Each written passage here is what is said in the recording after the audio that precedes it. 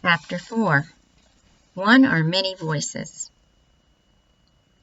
I live in a world with many faces and languages, of multiple philosophies and modes of being.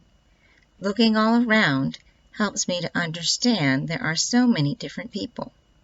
We are all different and unique, as numerous as the many leaves on the tree. There are many voices, so many sometimes that I don't know which one tells the truth. I definitely live in a post-truth world, where everything is relative.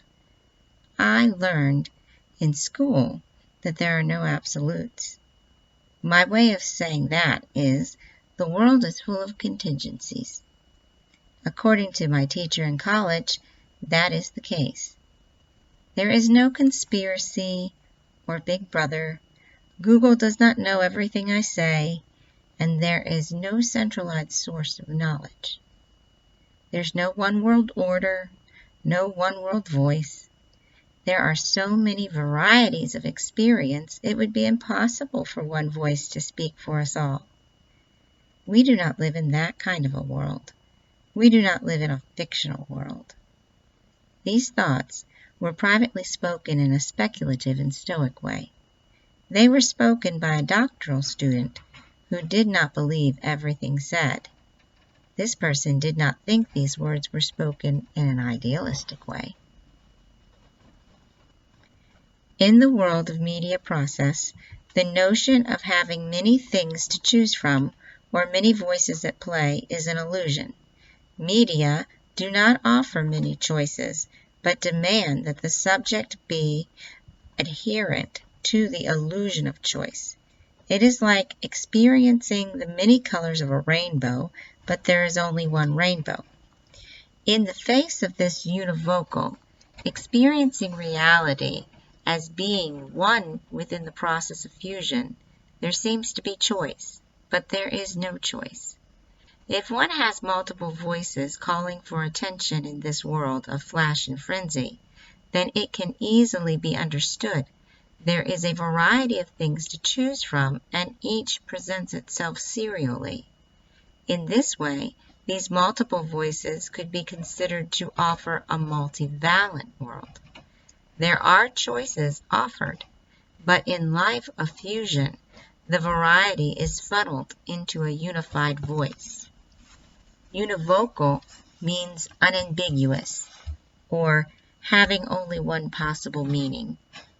Fusion absorbs the dichotomies, the dichotomous and complex into one inseparable texture.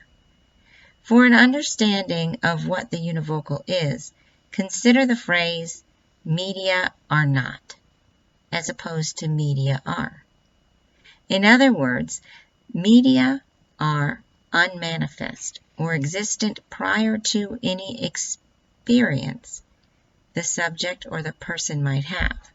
Media explicitly undergird the thinking subject. One thinks there is so much variety it must encapsulate the whole, but that is impossible. Therefore, some notions and images are not in the scope of choice in media, and therefore reality is not accurately represented. A Lacanian understanding informs the person the whole truth cannot be fully said, known, or represented. There are so many choices offered in the virtual, which leads to the delimitation of choice. In the fusion process, beings are only certain modes of oneness. The original nature of our way of thinking discriminates between the one and the many, even when one is the desired one to arise. It seems impossible to escape this dualism. However, dualism is absorbed in fusion. Even the nominal pair, virtual, actual, collapses or conflates into univocal being. Life is neither dualistic nor pluralistic, with all the representations in place within media. Nevertheless, in fusion, life is limited and determined. All live in a univocal world. though there are multiple messages, an overload of choice. The representation of all the choices possible is never complete. Therefore, the choice is limited to what appears on the screen and nothing else. Hence, there is only one voice and no choice. With the univocal, multiple voices not only become one, but they violate the subject because the subject is forced to participate within the univocal. The world can only be what media present to the person in the fusion process. One only agrees with the content of media and nothing outside their representation. Media lay the whole foundation of our world. Media are prior to any experience. There is no escape from the influence of and characterizations that are made in the virtual world. There are no other dimensions and no room for questioning when one is experiencing fusion. It is impossible for one to seek any truth outside of this set. One cannot think beyond the representations that are put in front of them in the fusion process. One becomes that process and does not think for themselves. Presuppositions of media are flat and offer no reality, only virtuality. No world exists except for the land of two-dimensional flat people. Persons who exist in the virtual are on the flat screen. They represent the being, the becoming of those who participate in media. How can there be difference when there is no other involved? In fusion, the other is absorbed into a process with the subject, resulting in an absolutely flattened outcome. Media carry all notions of power because media are omnipotent in the sense that being in media process allows no one access to being outside of media. This demonstrates that media are supra-existent. Beyond the simplest or complex understandings of existence, media exists prior to thinking in any category. Media meaning-making is both immanent and transcendent of our world, pre-existent and posterior to the experience of the person. Hence, fusion envelops and violates with its power and supposition. Media exist preeminently and before all other interaction. Media dominate the wills of people. Argument is not allowed in fusion, where agreement is the aim.